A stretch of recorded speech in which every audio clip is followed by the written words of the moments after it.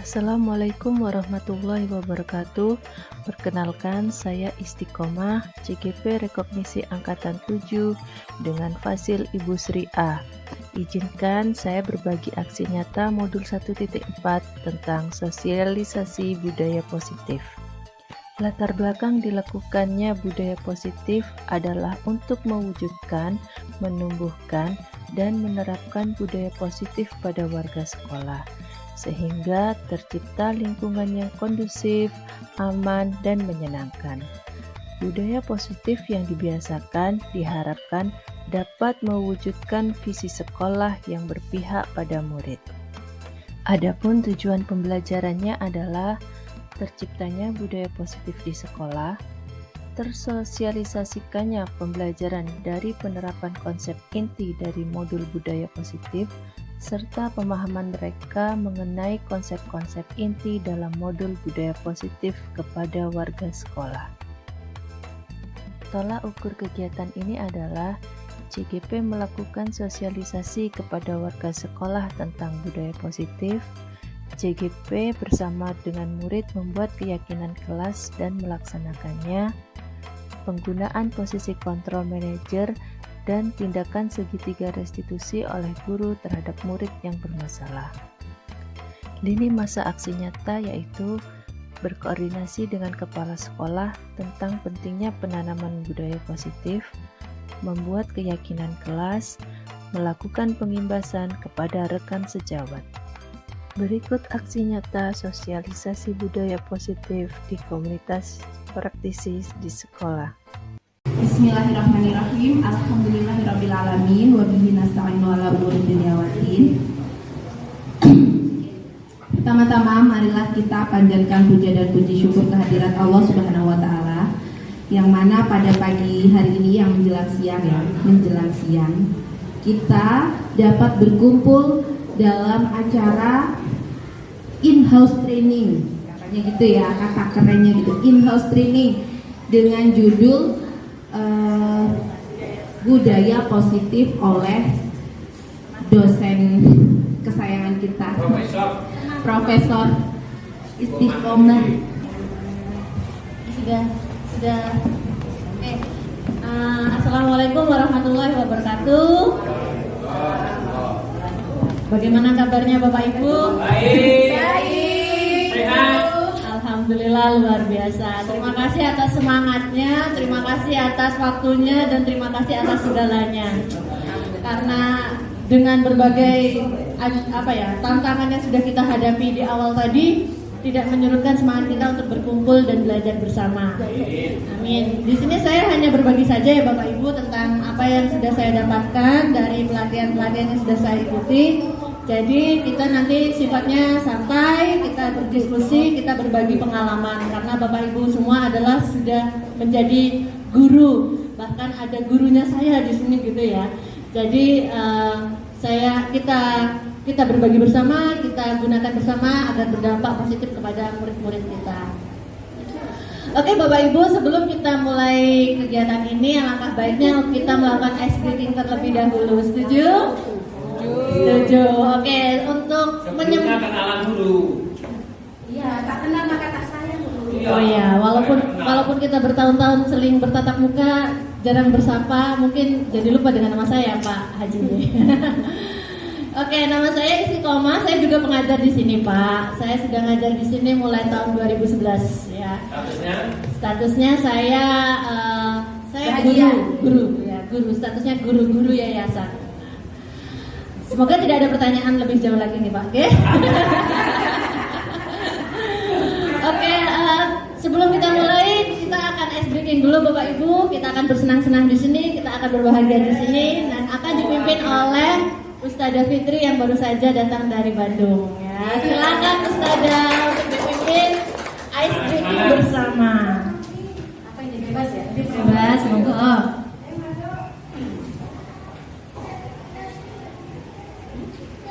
Oke, assalamualaikum warahmatullahi wabarakatuh. Karena kita hari ini bergembira, semuanya dapat berdiri dulu. Jadi biasa kita yang nggak kayak Aisyah, kalau katakan Marina berarti siap pipi. Marina menari di atas menara. Ya, lah. Marina menari. Ini dong. Ayo Di teman, atas menara, di atas menara, Marina menari. Tadi sudah perempuannya. Tambah satu lagi dengan Mario.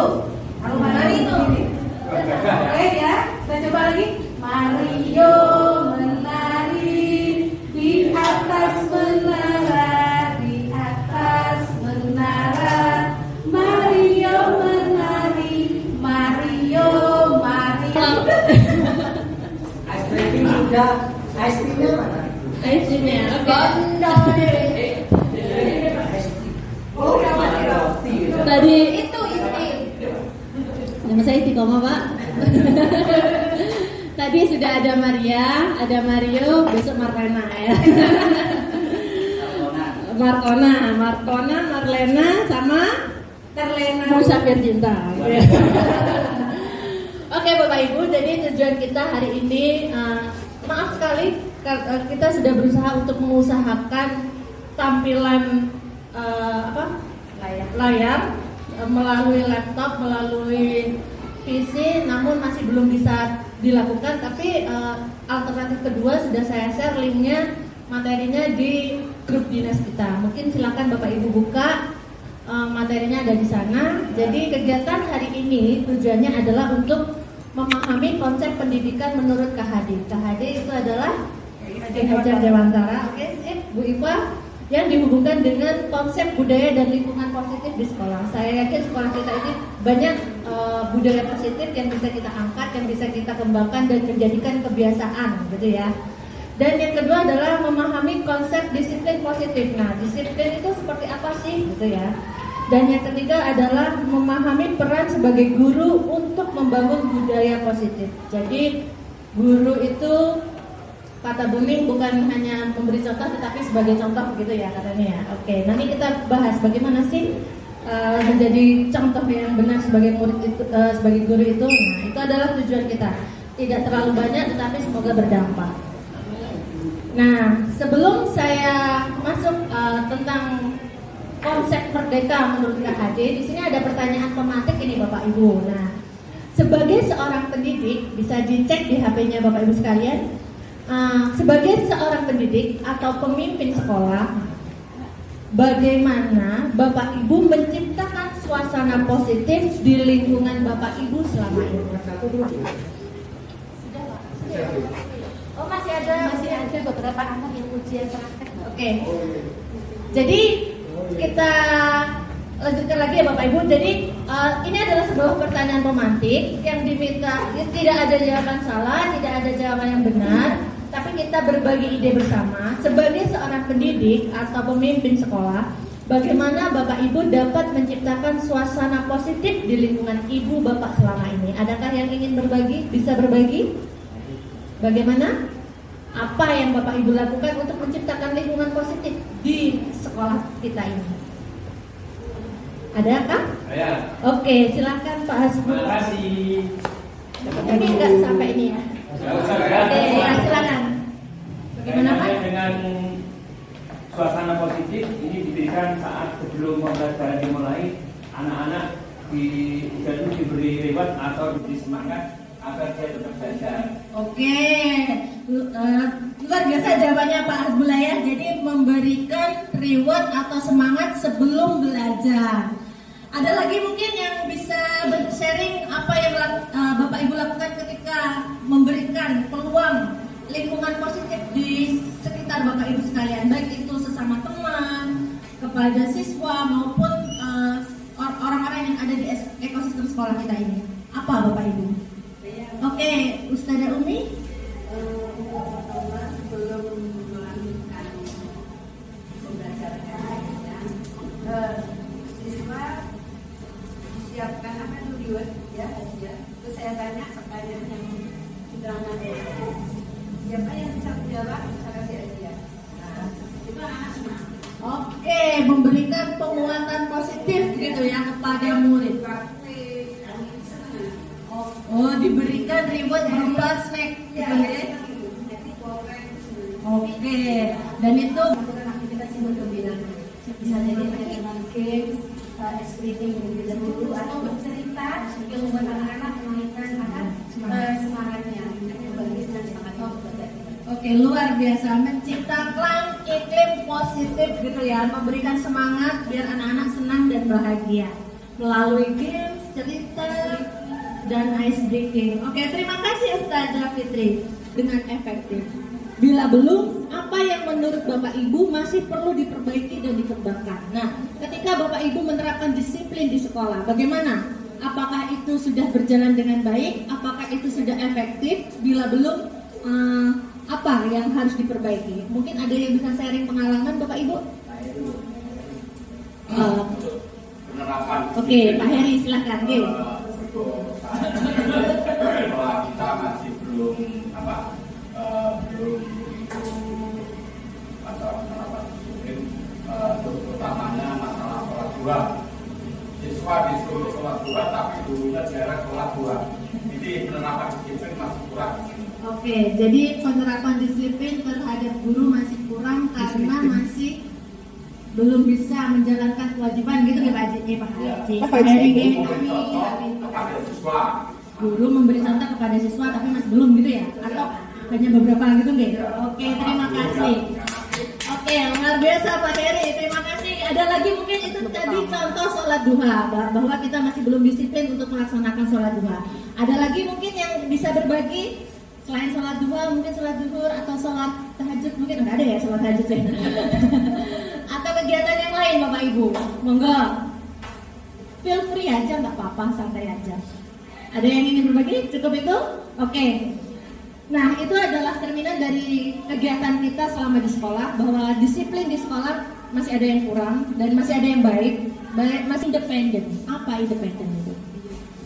Depend itu tergantung, kalau independen berarti tidak bergantung. Tidak tergantung ya. Jadi kita bebas untuk mengeksplorasi potensi-potensi yang ada, baik itu dari guru maupun dari siswanya.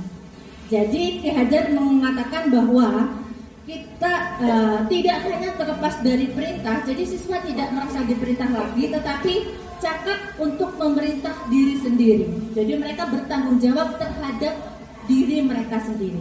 Nah, bagaimana cara membuat siswa itu mau bertanggung jawab terhadap dirinya sendiri? Kita lanjut ke slide selanjutnya.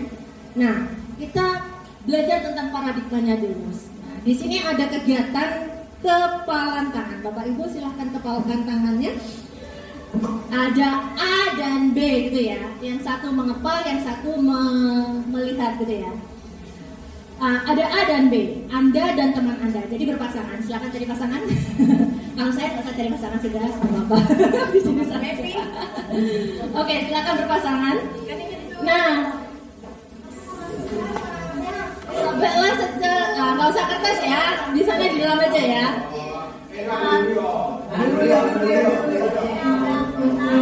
Oke, anggaplah di tangan Bapak Ibu semua, di kepala Bapak Ibu semua itu ada sebuah kertas atau sebuah benda yang dianggap sangat-sangat berharga untuk Bapak Ibu sekalian ya. Dengan segala nah, setelah itu teman Anda yang B itu tidak melakukan kepalan, tapi mencoba sekuat tenaga dengan berbagai cara untuk meminta apa yang ada di dalam kepalan Bapak Ibu.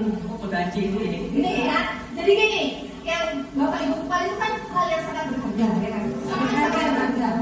Nah, teman yang di sampingnya itu meminta kepada temannya, entah itu menghardik, entah itu merajuk, memberintasi atau membuat nyanyi, sehingga kepalan itu barang yang sangat berharga itu rela Bapak Ibu berikan kepada teman di samping Bapak Ibu. Tapi dia mau ngasih hadiah. Bapak Ibu maksudnya paham? Jadi ini adalah barang sangat berharga, ya kan? Sangat berharga sekali bagi Bapak Ibu. Dan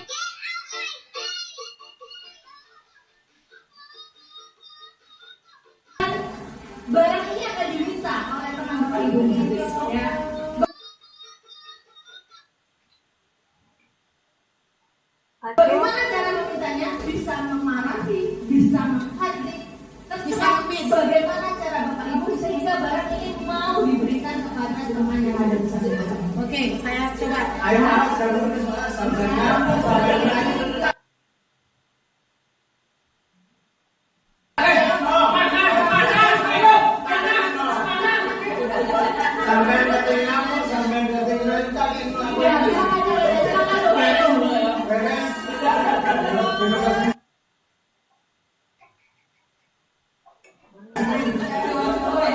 Oke, jadi saya sudah memberikan.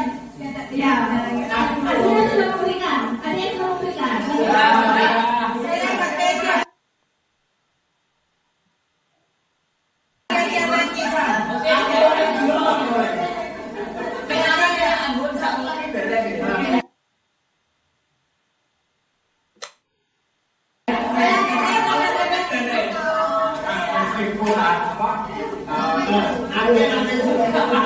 Oke. Sak sing jalu sak. Saya nggak beda lihat Oke. makan.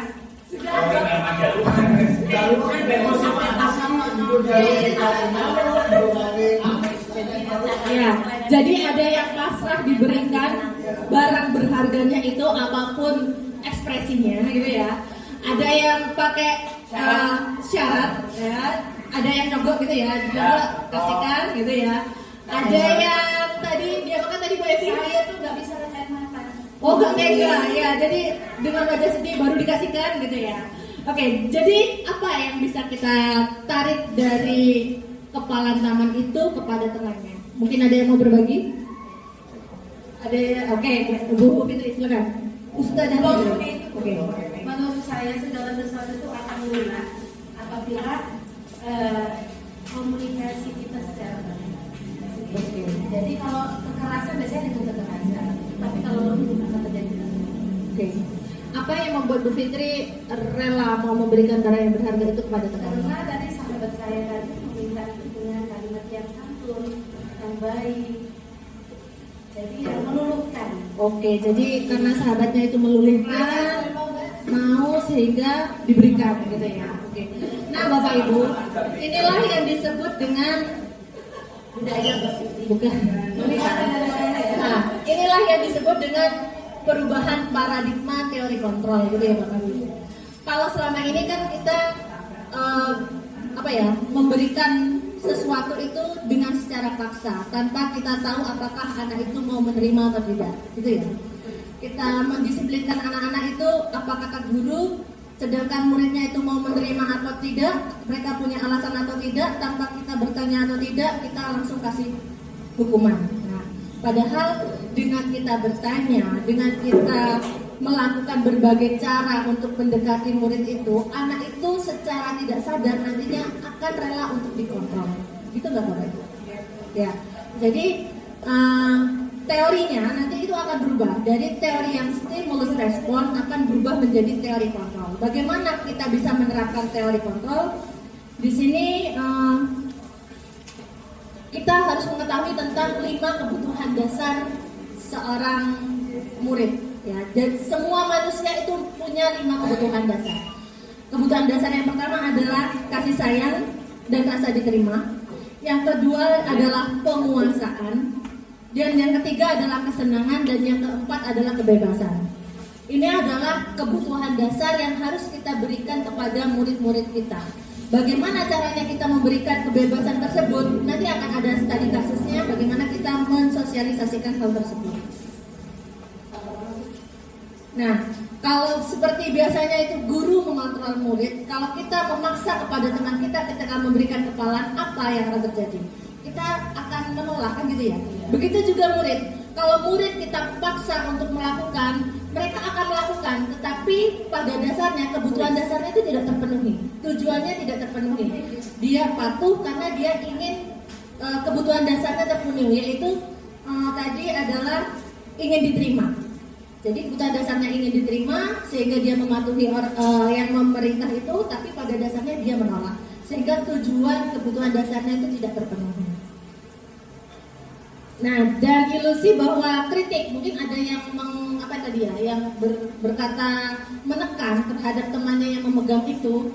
Nah, kritik itu bisa membuat siswa itu underestimate, itu merendahkan dirinya. Dia akan bilang, oh bahwa saya ini seperti apa yang dikatakan guru saya. Kamu itu kok malas sekali, kenapa kamu kok bangun siang? Awakmu kican malas. Nah, secara tidak sadar itu akan masuk ke alam bawah sadar mereka, bahwa mereka akan berpikir, oh ya memang saya itu malas, oh ya saya itu memang itu, dan itu sangat berdampak jangka panjang terhadap dirinya ya.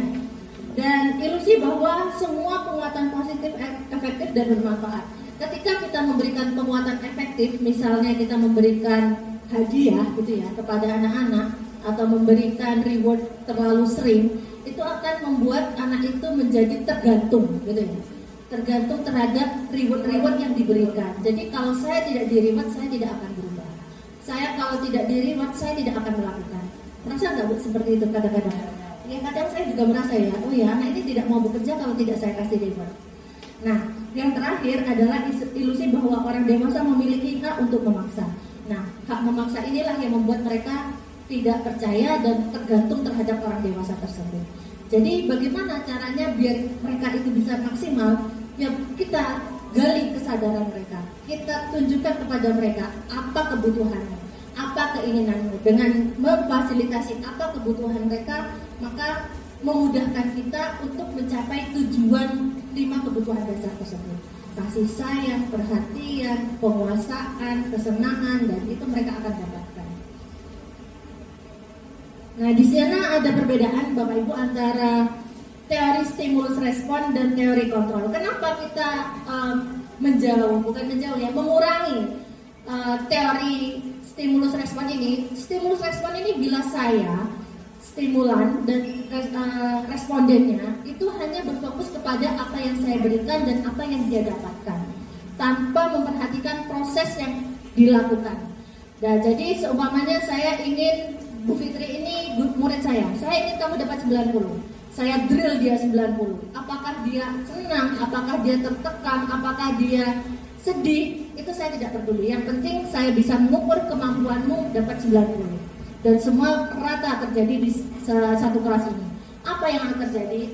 Orang yang tertekan, orang yang disamaratakan itu tidak berkembang maksimal potensinya. Jadi kita gunakan teori kontrol. Teori kontrol itu apa? Kita fokus pada proses kegiatannya, bahwa setiap kebutuhan murid itu berbeda. Makanya sekarang kan lagi ngetren ya pembelajaran berdiferensiasi.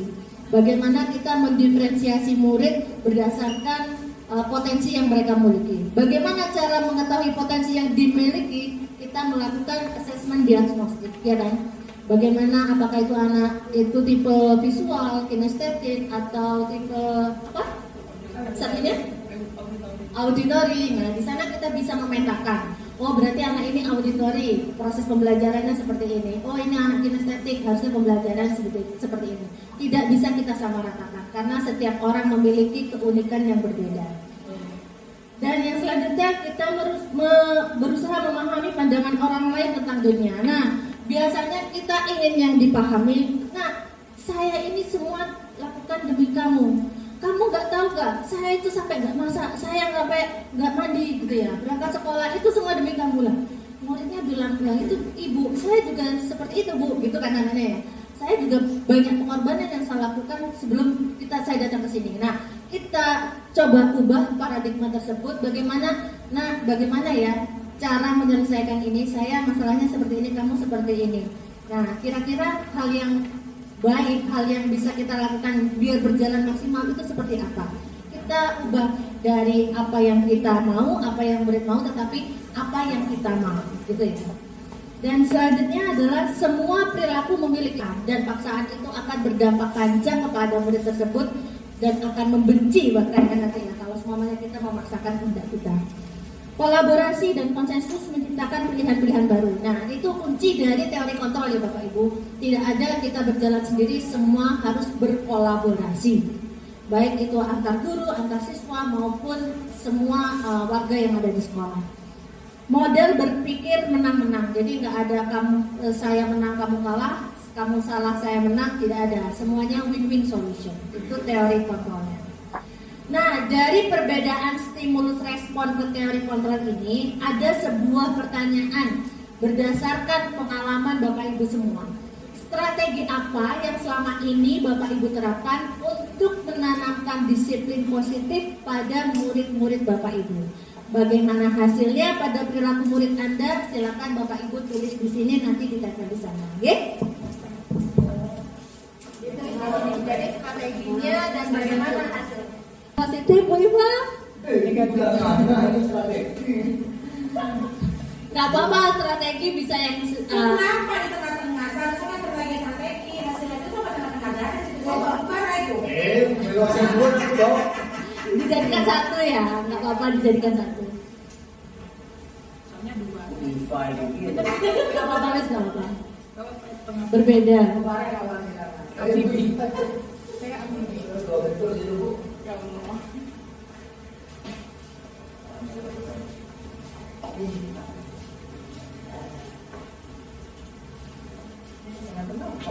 Punya Bu Iva, nggak apa-apa.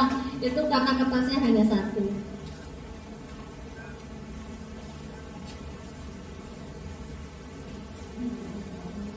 Oke, waktu 10 detik.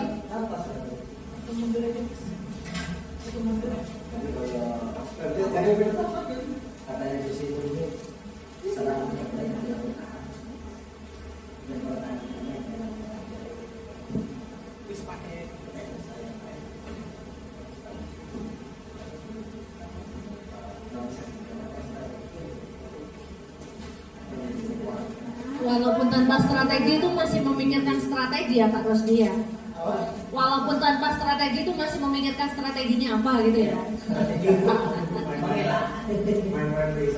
Main-main filsafat. Oh, saya nggak sampai filsafat ini.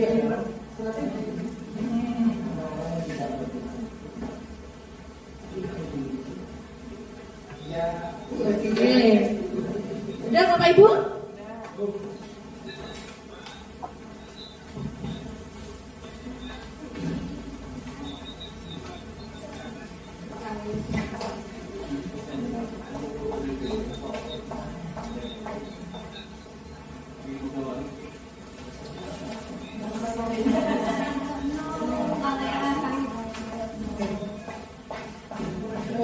Banyak strategi yang sudah diterapkan oleh Bapak Ibu ya, luar biasa. Berarti daya kreativitasnya Bapak Ibu ini sudah banyak gitu ya.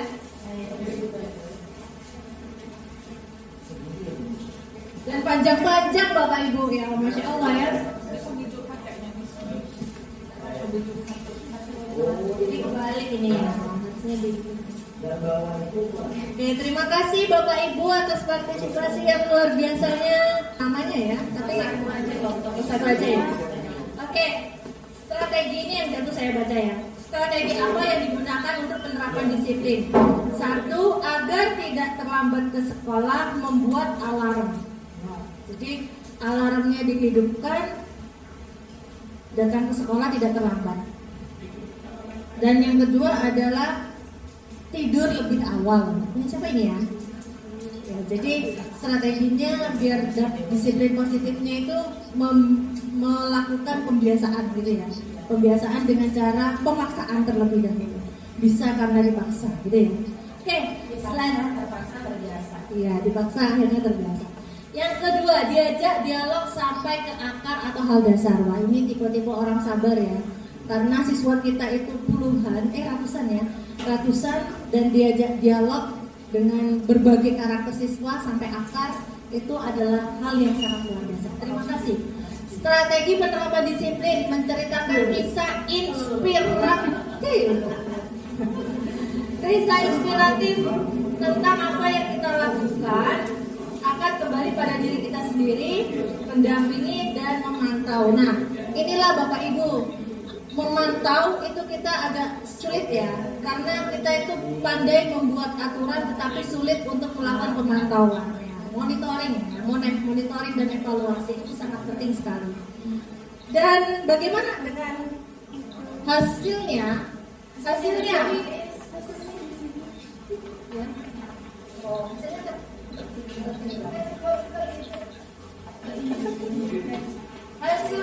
ketika dilakukan dialog sampai ke akarnya, itu akan mengakui kesalahannya.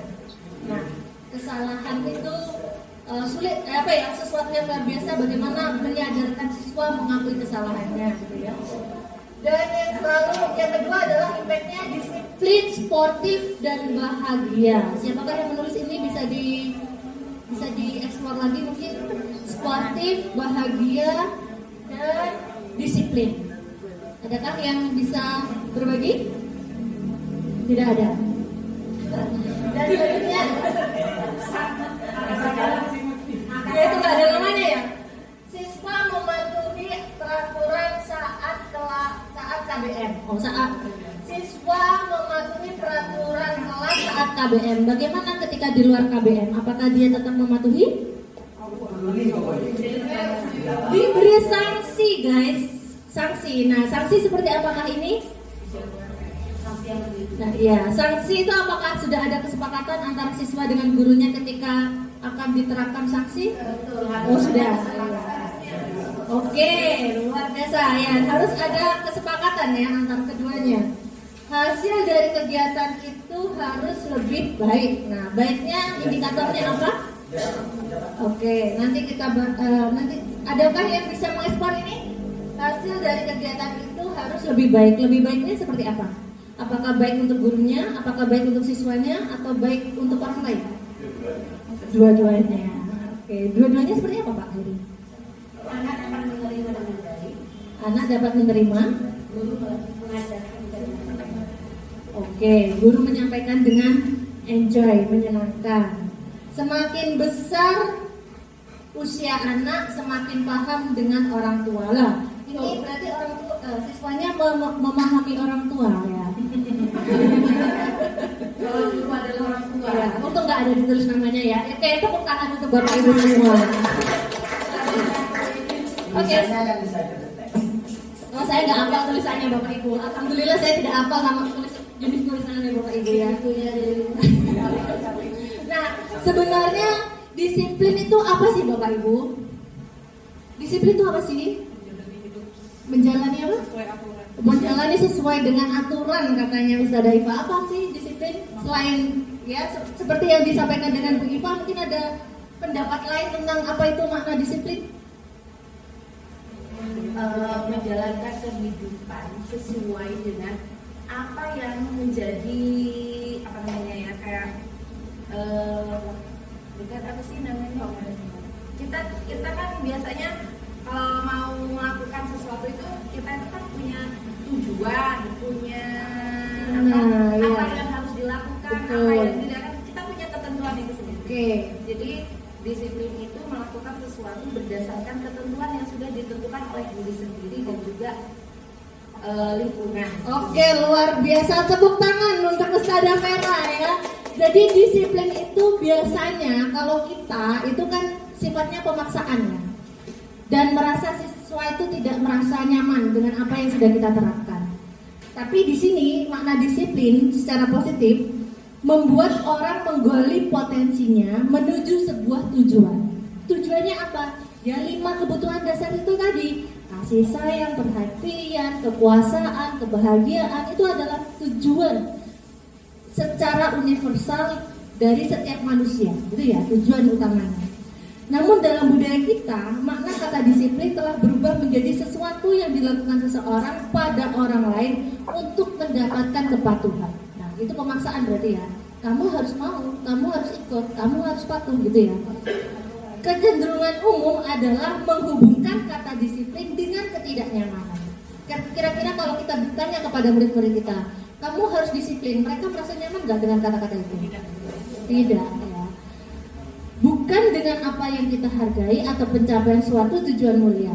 Disiplin sebagai kontrol diri. Nah, bagaimana kita mengajak murid-murid untuk bisa mengontrol diri, yaitu belajar untuk kontrol diri agar dapat mencapai tujuan mulia tersebut. Jadi intinya disiplin adalah bagaimana kita mengeksplor siswa tersebut agar kita bisa mencapai tujuan dari apa yang mereka harapkan. Murid tujuan ke sekolah apa? Saya ingin bahagia karena saya terlalu banyak masalah di rumah. Saya ke sekolah karena orang tua saya menyuruh saya, padahal saya ingin kebebasan di sini. Bagaimana kita memfasilitasi? Mungkin kalau kita memberikan kebahagiaan, bisa kekuasaan, bisa outing class ya kan? Di sana kan berarti mereka bisa berleluasa untuk berekspresi. Ingin mendapatkan kebahagiaan, kita berikan games ya kan? Kita berikan permainan, itu kekuasaan. Kasih sayang, kita perhatikan satu persatu. Nak, bagaimana tugasnya? Nak, bagaimana dengan pekerjaanmu? Nah, itu mereka akan mendapatkan kasih sayang. Bagaimana kabar hari ini? Ditanya satu persatu. Memang melelahkan, memang menyampaikan dan butuh proses panjang. Tapi itu adalah amal jariah untuk Bapak Ibu semua ya. Jadi semoga kita bisa meluruskan niat tersebut. Bagaimana kita mendisiplinkan siswa kita, siswa bahagia, guru juga bahagia. Jadi semua sama-sama menerima sehingga sekolah ini bukan sebagai sebuah sel, bukan sebuah penjara, tetapi sebuah taman katanya Ki Haji ya, sebuah taman yang membuat mereka senang, bahagia. Pak. Ya, kalau siswanya terlambat, disuruh lari lapangan 5 kali, itu sebuah hukuman atau konsekuensi? Hukuman. Kesepakatan awal. Tergantung gimana Bapak kepala sekolah. Kesepakatan awal, konsekuensi kalau terlambat mau lari, mau jongkok, mau cepat masuk itu disepakati di awal, sehingga dia tidak merasa bahwa itu hukuman, tapi hasil dari apa yang dilakukan sebelumnya. Oke, terima kasih Pak Kepala Sekolah. Jadi kalau sudah disepakati antara guru dan siswa terlambat berlari, maka dia akan sesuai. Dia tidak merasa dihukum. Oke, jadi dia tidak merasa dihukum karena dampak dari perbuatannya gitu ya. Oke, kalau pada pelajaran PJOK datang terlambat disuruh berlari, itu sebuah hukuman atau konsekuensi? Kalau sesuai dengan materi Konsekuensi atau hukuman? Ketika pelajaran PJOK disuruh berlari, itu hukuman atau konsekuensi?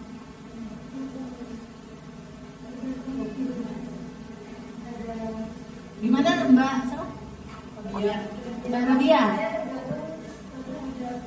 jika dari awal sudah menerapkan aturan sama waktu yang dijalankan setelah waktu, kalau tidak tepat waktu ada sunnah, jadi itu termasuk konsekuensi karena sudah ada kesepakatan di awal.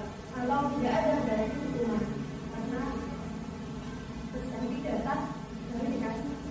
Oke, jadi kalau kita memaksakan kehendak kita karena siswa melakukan pelanggaran itu disebut dengan hukuman.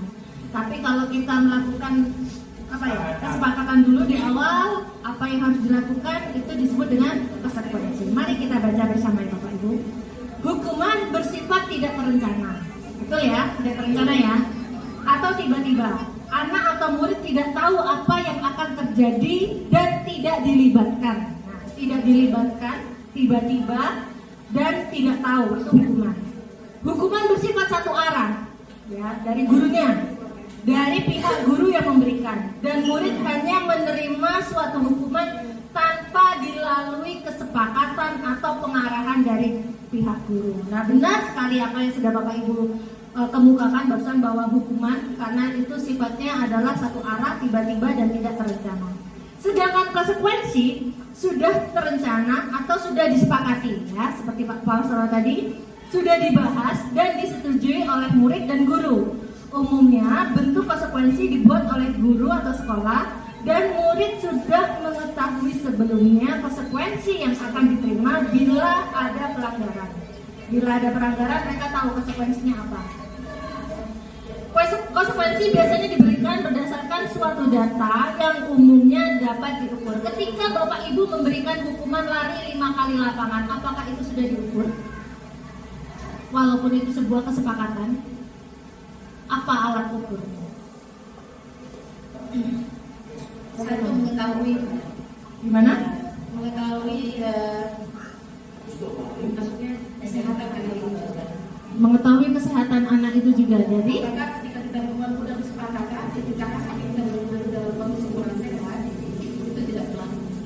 oke, jadi kalau anak yang kurang sehat konsekuensinya berbeda gitu ya? Iya. Oke. Mari kita lihat perbedaan antara hukuman dan konsekuensi di slide selanjutnya ya Bapak Ibu. Hukuman sesuatu yang menyakitkan dan harus terjadi. Sedangkan konsekuensi, sesuatu harus terjadi karena sebuah sepakatan. Hukuman membuat anak sakit untuk jangka waktu lama. Biasanya dipukul itu kan menyebabkan sakit ya. Tidak hanya sakit fisik tapi juga sakit hati ya. Sedangkan hukuman, anak membenci kedisiplinan. Ketika anak disuruh berlari, apakah anak itu akan senang dengan berlari? Apakah dia suka dengan kedisiplinan yang sudah diterapkan? Sedangkan pada hukuman itu akan membentuk konsep diri yang buruk. Oh ya, berarti saya ini orang yang terlambat. Oh ya, saya ini orang tidak berguna. Oh ya, saya ini sesuai dengan apa yang kata guru ketika marah. Nah, itu anak-anak akan merasakan seperti itu. Anak belajar untuk menyembunyikan kesalahannya. Anak mencoba berbohong biar dia tidak dihukum. Nah, itu berarti hukuman. Marah, nah dan rasa bersalah, dipermalukan, merasa tidak dihargai. Nah, kadang-kadang kita mempermalukan anak-anak di depan teman-temannya ya. Nah, itu sangat tidak dianjurkan. Sedangkan konsekuensi itu anak-anak hanya kehilangan hak, dibuat tidak nyaman, diasingkan untuk sementara waktu. Jadi ketika anak-anak itu disingkirkan sementara waktu atau diajak ngomong, itu adalah sebuah konsekuensi untuk menyadarkan dia. Kalau dalam teori BK-nya, kalau nggak salah ada teori segitiga restitusi ya. Bagaimana mengenolkan kesalahan anak, menguatkan daya positifnya dan dikembalikan lagi ke lingkungannya. Itu segitiga restitusinya. Nah, itu adalah perbedaan antara hukuman dan konsekuensi Bapak Ibu. Semoga kita bisa melakukan konsekuensi ini dengan baik, bukan melakukan hukuman-hukuman lagi gitu ya. Jadi dengan konsekuensi ini diharapkan nanti akan tumbuh konsep diri siswa yang positif, yang bertanggung jawab, yang mandiri dan menyadari kesalahannya, bukan karena dipaksa. Nah, ini adalah perbedaan antara keyakinan dan peraturan kelas. Peraturan kelas itu seperti apa, keyakinan kelas seperti apa, ada di slide yang sudah saya bagikan kepada Bapak Ibu. Intinya adalah selalu kembalikan, contohnya adalah peraturannya selalu kembalikan buku ke tempatnya. Jadi kalau peraturan itu biasanya kalimatnya itu memerintah, jangan, lakukan. Nah, itu adalah kalimat peraturan. Sedangkan kalimat keyakinan kelas itu kalimatnya positif, kalimatnya baik gitu ya. Iya, selalu ya mengembalikan buku pada tempatnya. Atau gini, pakai helm. Pakai helm ini sebuah peraturan atau keyakinan. Kalau Bapak Ibu sekarang pakai helm, sebuah peraturan apa sebuah keyakinan? Sebuah peraturan. Keselamatan. Iya, nah itulah perbedaan antara peraturan dan keyakinan. Kalau kita mikirnya peraturan pakai helm, kalau anak polisi aku gak pengen helm kan gitu ya. Tapi kalau kita sudah merasa yakin, helm ini fungsinya untuk keselamatan, untuk kesehatan, untuk kebaikan saya. Walaupun tidak ada polisi, kita tetap pakai helm. Itulah perbedaannya antara aturan dan keyakinan.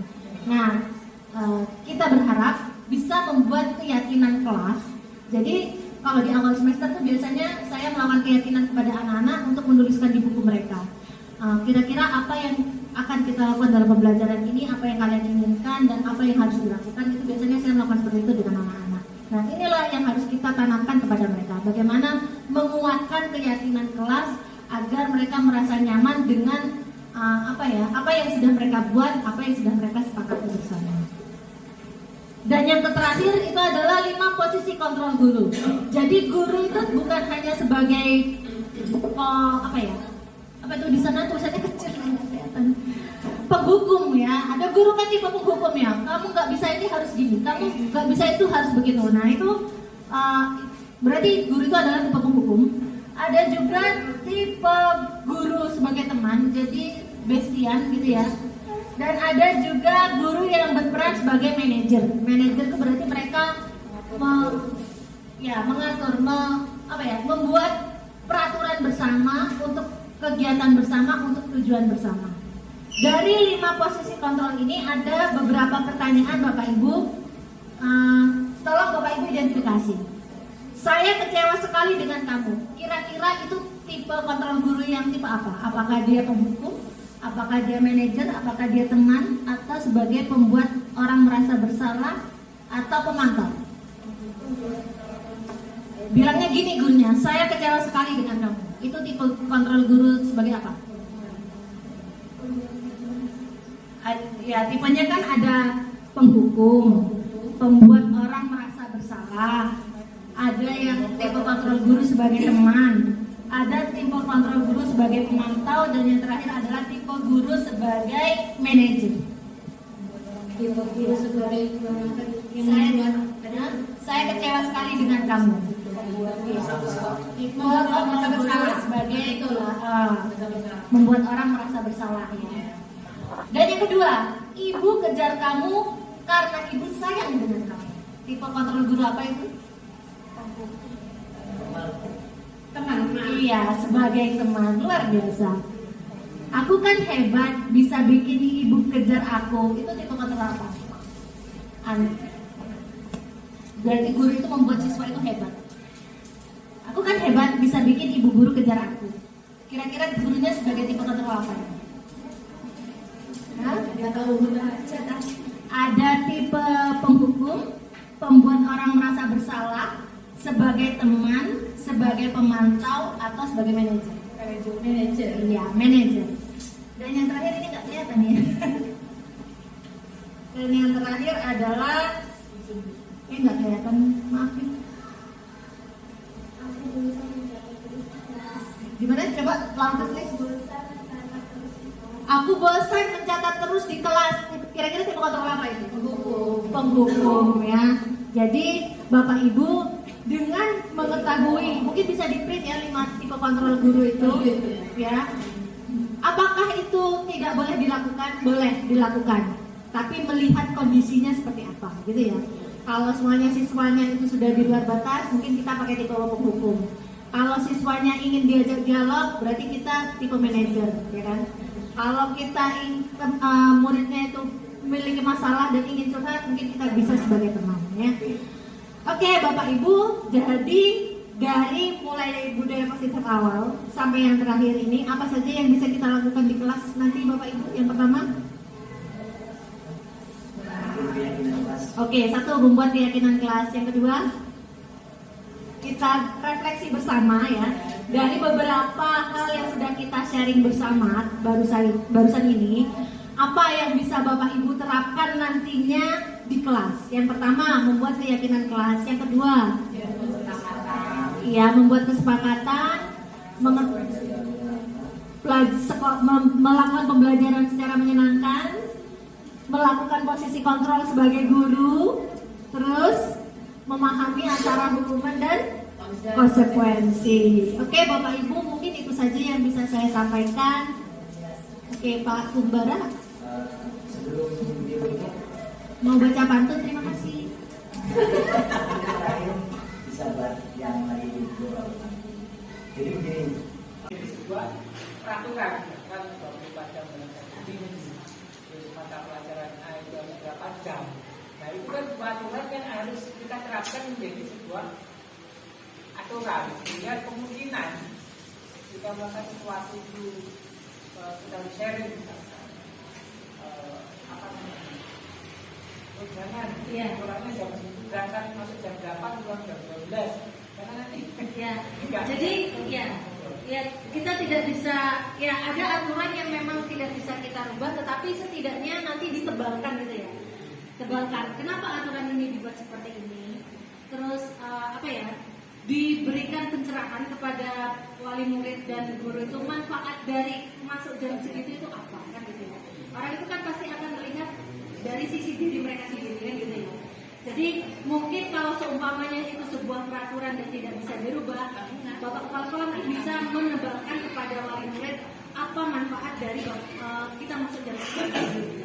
Terus tujuannya apa? Nanti tujuan akhirnya itu seperti apa? Sehingga mereka itu mau menerima apa yang sudah menjadi aturan dari sekolah. Kadang kan orang itu mikirnya, aturannya kayak gini, apa sih manfaatnya? Mereka itu kurang tahu ya, masih kurang paham. Kira-kira untuk apa mereka melakukan hal seperti itu? Mungkin tinggal menebarkan kebaikan kenapa kita masuk dari situ. kita bukan menawarkan, bukan mempertahankan bersama, tapi sekolah menebarkan pelajaran yang mungkin nanti akan lebih maslahat untuk orang banyak daripada sih bisa bermanfaat untuk kita dan bisa kita aplikasikan di ruang kelas. Saya di sini minta maaf bila ada salah kata dan ucap, baik perilaku maupun pikiran saya. Saya akhiri kegiatan ini. Wassalamualaikum warahmatullahi wabarakatuh. Berikut adalah proses pembuatan kesepakatan kelas yang akan menjadi keyakinan kelas. Mereka berdiskusi untuk menyepakati nilai-nilai yang mereka yakini dan dapat diterapkan di dalam kelas, seperti saling menghargai, tanggung jawab, dan mandiri. Ini adalah contoh kesepakatan kelas yang mereka buat dan dipajang di tempat yang mudah dilihat. Dari kegiatan ini, saya melakukan refleksi menggunakan strategi 4P. P yang pertama tentang peristiwa, yaitu peristiwa tentang proses pembuatan kesepakatan kelas dan diseminasi budaya positif. P yang kedua tentang perasaan. Perasaan saya senang dan penuh tantangan karena belajar tentang hal yang baru, yaitu tentang budaya positif. P yang ketiga tentang pembelajaran. Dari sini saya belajar perlu kolaborasi dari semua pihak, baik dari kepala sekolah, rekan sejawat, maupun kepada murid. P yang keempat yaitu tentang perubahan. Perubahan yang akan saya lakukan ke depannya adalah berkolaborasi dan menerapkan budaya positif di sekolah. Berikut respon murid setelah dilakukannya penerapan budaya positif.